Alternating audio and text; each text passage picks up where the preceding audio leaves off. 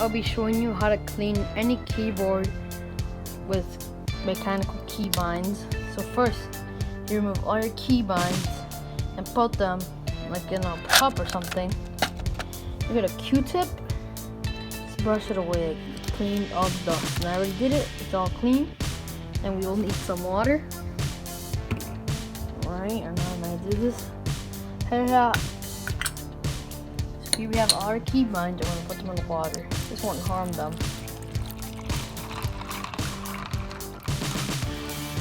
And then, take a bottle of it, and remember to recycle it.